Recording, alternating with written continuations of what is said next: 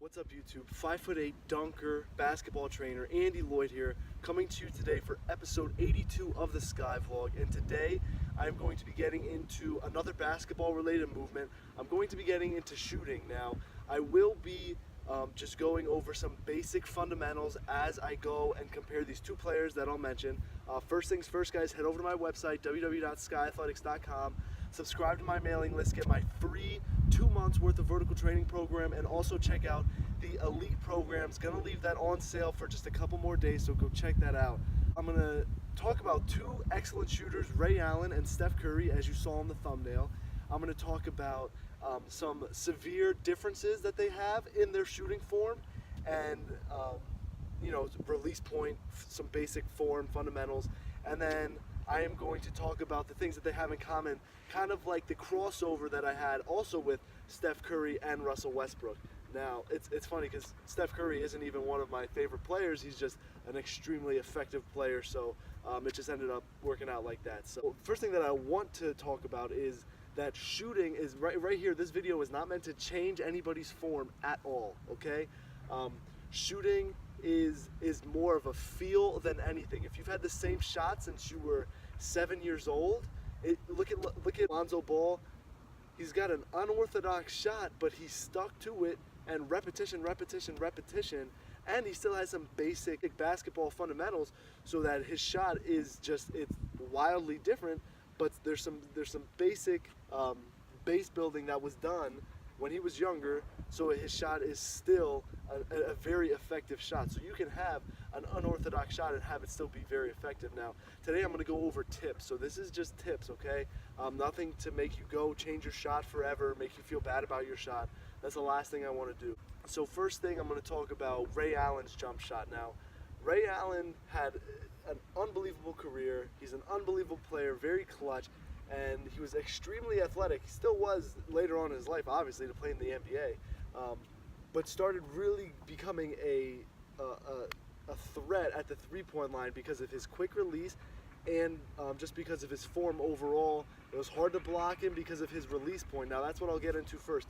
His release point, when he shot it, he shot at the apex of his jump. So he shot at the very top of his jump. So when he reached, so in a jump shot, you have to jump with it. So once he reached that very top, that he wasn't going to go any higher than that, that's when he released it. So it was extremely hard to block, but it was also perfectly timed. So there was no variation in Ray Allen's jump shot. He was releasing it at the top of his jump every single time. If you look at his practice, even when he's practicing, he's doing that same thing. So he's getting the same distance off the ground, always repetition. And again, that goes back to the beginning.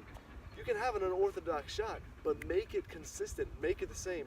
Lonzo Ball's jump shot is the same every single time, and that's why it's so effective, because of the repetition that he's had over the course of his life. So the release point, the consistency, the repetition that Ray Allen had, and also his follow through. Now, this is a fundamental that goes with all jump shots. Whether you're Lonzo Ball shooting, down here and across the body, the fingertips, that fingertip release. So you don't want what I call sticking a shot. You don't want to stick your shot, and when you do that is, first of all, you don't extend your arm all the way, and you end up just almost flicking it. It's almost like a floater, and even floaters, it's okay to do a little knuckleball type of release. But when you go to do that jump shot, you really want to extend this arm out and flick that ball with your fingertips. You really want to follow through to get that backwards rotation on the ball, and that's what a lot of really effective basketball players do. Ray Allen and Steph Curry, that's something they have in common. Lonzo Ball, LeBron James, everybody, you'll see them hang out, you'll see them hang their arm out. Now, the one big difference that I have between Ray Allen and Steph Curry, and it's a lot of things that some younger basketball players develop. Steph Curry will follow through, and the thing is, he's so good at it, he's so quick with it, that he can do it. But Steph Curry will follow through, correct? So he'll follow through, and then you ever see him fade his arm out? So you'll see him release, and then his arm goes out. People don't realize, especially if they're younger and they're just watching, that he releases and then he moves his arm out. But you'll see guys, and he does it so quickly that it's almost like as if he's doing that in his shot. So I see a lot of young guys, which it's not a great habit to have, that they'll go and they'll shoot, and their arm will go out as they go up. So it's such a slight difference, it's hard to catch. But Steph goes out, and then he does that if he gets bumped or anything. You ever see someone fade to the side or put their arm out? It's a bad habit. So the thing that I would have, the main difference that I would promote something that Ray Allen does and kind of stray away from something that Steph Curry does, I would do the Ray Allen and just fade, just follow through at the basket, because you want to shoot at the basket. Don't hang out like this, okay? Don't finish your shot like that. When you're a professional and you're Steph Curry and you're 28, 29 years old and you shoot like he does, then you can hang that arm out. Because even Ray Allen does that. He's done it before in games, but I see it with Steph Curry so much more because he's so quick with it that younger basketball players like to imitate it, and they actually just hang their arm out like this without ever following through here. So that's one thing, and I also have something that I would stray away from Ray Allen doing and promote that Steph Curry does, and I'll get into that right now. So Steph Curry, the main difference from Steph Curry and Ray Allen is the release point. What I said before was Ray Allen releases at the top of his jump shot. Steph Curry releases on the way up. I see that a lot with younger players, that they release on their way up. Now again, is one correct and one incorrect? No, because you're talking about two excellent, possibly Hall of Famer caliber type of players, type of shooters, and they both have different ways of going about their release point. Is one wrong? No. Is one incorrect? No. It's all about feel, all about preference. Ray Allen got his consistency from releasing at the apex of at the very top of his jump every single time, and Steph Curry likes to do it on the way up. Now, what does that mean? For Ray Allen gets to release at a higher point, so it's less likely to be blocked, and Steph Curry releases it on the way up, which means he's probably going to release it a little bit faster than Ray Allen would, even though Ray Allen has, one of the top, quickest releases in basketball. So, again, that goes back to feel. But the main thing that I want to get into that I would stray away from Ray Allen doing, especially early in his career, and I would promote Steph Curry for. Now, the guide hand. The guide hand is huge. This is another basic fundamental that it goes both ways. For that guide hand, it's called a guide hand for a reason. It guides the ball. So when I shoot basketball, I actually changed my jump shot when I was in about 8th grade. My older brother worked with me to change my jump shot, because every time I would release it, my hand, instead of my hand being just flat like it should be when you release the basketball, every time I would release it, my hand would go like this with the basketball, so it would spin, and my thumb would end up spinning the ball. You see, on the release point, it would end up spinning the ball a little bit and affecting my jump shot. So what I did, when my brother helped me realize, was that this hand just can't move. So what I started to do is I would stand underneath the basket. I'm talking about layups, and I'm talking about weeks and thousands of shots where I would just go with one hand. And again, I'll get into some basic fundamentals right now really quick. I want my elbow underneath the ball. Don't want to chicken wing it, okay? These are just suggestions, okay? So I know Lonzo Ball's shooting all the way over here and stuff like that, but this is called a chicken wing because your arm is actually out. You want that elbow underneath the ball, okay? So it's easier power, and it allows you to focus on that follow through more instead of using your whole body to push. Because right here, this is a push, but right here you're gonna get into a jump shot. So right here, it's gonna be getting into a jump shot. So I want my elbow under the ball, and regardless of where you're at, your release point should be in front of you. And again, there are players who, I think Derek Fisher was left-handed, always caught it back here.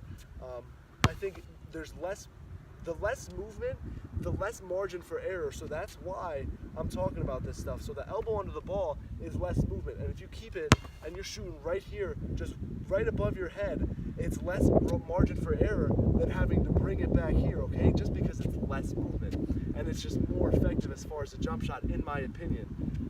So again, I got my elbow underneath the ball, and I'm gonna have my fingertips on the ball. I should be able to slip my hand underneath the ball and in between my palm when I go to shoot, because I really just want that follow through. Now, again, that's not how I'm gonna shoot. I'm just trying to keep it in the camera. But the main thing that I want to get across is that Ray Allen, when he shot, especially early in his career, he really got that switch. He got that flick from his left hand, from his guide hand.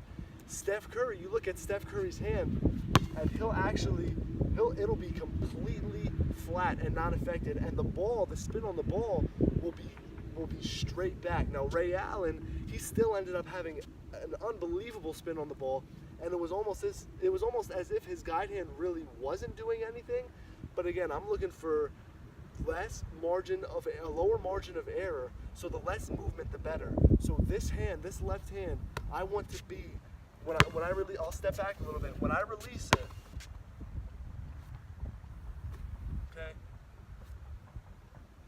I want this hand in, I want this elbow underneath, which means I gotta push my opposite arm across, and I'm gonna be right here. Okay?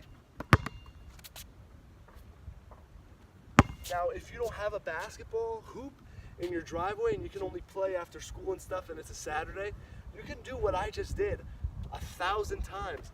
You want to get used to that feeling of that left hand not doing anything. Now, if that left hand is still doing something, what I want you to do is get a cardboard box. I want you to put your hand on it, draw a square around your hand on the cardboard box. I want you to cut that out, and then I want you to tape that to your hand, and I want you to shoot with that, because I want you to feel how much your left hand should not be doing. Now, this is extremely effective because you'll still have to push your hand across your body, because that might be a little slippery, that cardboard box might be a little slippery, but you still want your hand there until the very last second. You need that left hand there to make sure that ball goes straight, but you don't want it affected by the shot, so you don't want it to start getting your thumb involved and your other fingers to start pushing that and giving it a little more spin than it should have. Again, less margin of error, less things going on, the better type of shot, in my opinion.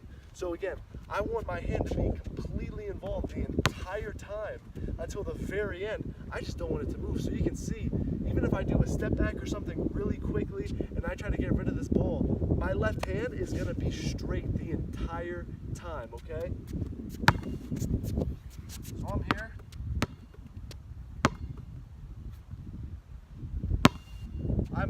I'm pushing it across the entire time.